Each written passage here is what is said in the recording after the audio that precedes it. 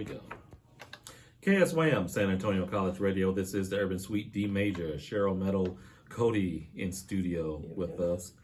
Let's go ahead and ask the question. Since as I said I was going to do it.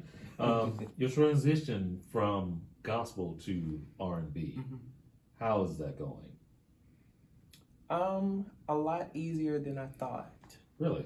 It's a lot easier than I thought. Okay. I was nervous Really? in the beginning. Yeah, it was frightening because as we know, when you're in the church, especially a Southern Baptist church, you know, it's tough to get the people to allow you freedom, if that's the word we want to use.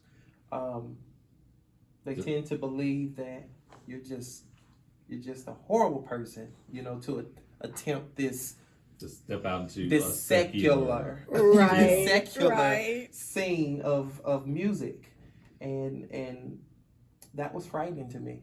I was afraid that I was going to be, you know, I don't know. Ostracized, you know, ostracized, you know, just thrown, you know, to the left. Like I felt like I wasn't going to be able to come back. Yeah. You know, so that I mean, it also helped me to realize that I had to do it in the right way. You know, so here I am planning. How am I going to do this? Before I even did it, I went through this whole planning period. But then I got to thinking, hold on. You mean to tell me that the same people that are telling me that I can't do this secular thing are the same ones that want me to come and sing at the family reunions and the weddings, and they don't want to hear this particular song, but they want to hear Al Green, "Let's Stay Together." And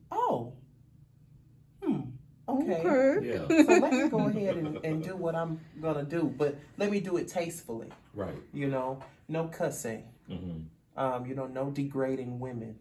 You know, none of that. Right. Let's do it tastefully, and it was a lot easier than I thought. Oh, good. And we benefit from that. Well, thank you. What was it? Just the whole process of going through finding the type of music that you want to project. The whole process of putting this album out. I thought about it. Like I said, I wrote that album in 9 months. 9 months. 9 months. I know a lot of people probably say, "Oh, that took forever." Then what were you doing? No, if people know how the process works, that's pretty quick for a lot of people. Yeah, and I mean, and it's R&B, and like I say a lot, it's authentic R&B, meaning it's not rushed. R&B is not cheap.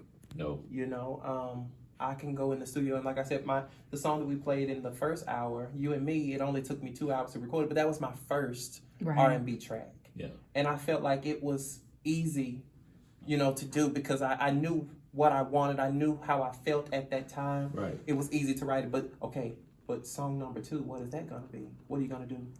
You know, and it started taking time. And I mean, I self-produced this music. So I'm sitting in the studio recording my own keys and, you know, programming drums. And I'm in the studio, you know, singing my own background vocals and my own leads. You know, I have my vocal producer there and I have my engineer. That's it. And that takes work. It takes time. Imagine all the stuff Prince went through. Dude, right? It takes time. Yeah. And so, you know, writing, producing, arranging, it took a long time to get it done. And I'm proud of it now. But it was hard work. It was hard work. How has the reception been to the project since you first released it? Because I know, Cheryl and I, when we first heard it, thanks to Reese, loving everything that we've heard. But has it been a good reception, or are you still trying to finding that audience? No, it has. It has. A lot of people are listening to it quietly. You know, You know, not too many people are saying anything, but the streams are showing. Yeah. So, you know, I know that there are people listening. Mm-hmm. And at the end of the day, that's all I wanted, you know. If it wasn't a lot of people listening, that's okay. A few people heard some good music, you know, at the end of the day. But people have been receptive to it. You know, I've been able to, you know, hit the stage and perform a few of the songs from the album. And that's another thing that I wanted to do. You know, although I started singing covers and, you know, recording covers and posting those covers on YouTube and all of that, I wanted to sing my own music. Yeah. You know, a lot of people are afraid to sing their own music.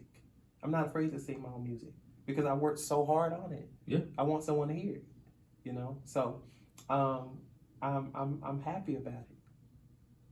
Good. Very good. I'm glad people are listening to it. I'm glad we have the opportunity to play it. Thank you. How did you feel to have your stuff kind of propped up in a way, thanks to Reese and her music reviews? It meant a lot. It meant a lot. I have the biggest cheerleader in the world, and that's my mother. You know, anytime I do something, I always have to get it approved by my mother. Yeah. You know, I've always been that way. Her and my grandmother, my biggest cheerleaders. Wow. And, you know, unfortunately, my grandmother passed away before I put the album out, but I know she would be proud of it. And she would be okay with it. Yeah. But, you know, letting my mother listen to every song that I did. Every song. Every song. Okay. One of them she wasn't too happy about. Okay. One of them she wasn't too happy about. But, you know, it feels amazing for people to listen to the music and to, like you guys, you know, say that you enjoy it. It just feels good because it took a lot to get it done. You know, it took a lot. And a lot of people overlook the work part of creating a song, more than that, an album. But to hear people like yourself say that you enjoy it, it just makes an artist feel good. You know, it just makes me feel good. It just makes me all jittery inside. Awesome. Before we get into our next set of music, that particular track that your mom was not a big fan of, did it still make the album? It did make the album. You know, listen. Okay, look, let's talk about something. Are you guys familiar with the song Tonight is the Night by Betty Wright? Yeah. So I kind of went through that same situation with my mother. Okay. You know, I took it home and I played it for her. And she said, I don't know about that one, Cody. Well, she doesn't call me Cody. She calls me Dude. That's my nickname. Well, Dude, I don't know about that one. Can you hold off on that one just a little while longer? But I was like, Mama, this is a vibe though. This sounds good. She said, yeah, but I don't know about that one. Wow. But I put it on there anyway. And now she listens to it. And I think she listens to it. You know, I think she listens to it quite a bit. She can listen to it as you as a singer, not you as her son. Right. Yeah. Good one. That's nice. Hey, y'all, stay tuned. We've got more with Cody coming up. In this set of music, we have music from Squishy, and I gotta talk about, speaking of covers, fantastic cover of a Bobby McFerrin track from Mojo. But speaking of covers, let's get into your rendition of a Isley Brothers classic, Footsteps in the Dark. Man, you did this. Wow. You did this so much justice. Thank you. So much justice. Are we going to talk about that, though? Are we going to talk about it? Because I'm a firm believer of leaving classics alone. Okay. You want to talk about that on the next break? Yeah, we can do that. Yeah. Yes, most definitely. Hey, y'all, stay tuned. More coming up. This is the Urban Suite, KSYM, San Antonio College Radio.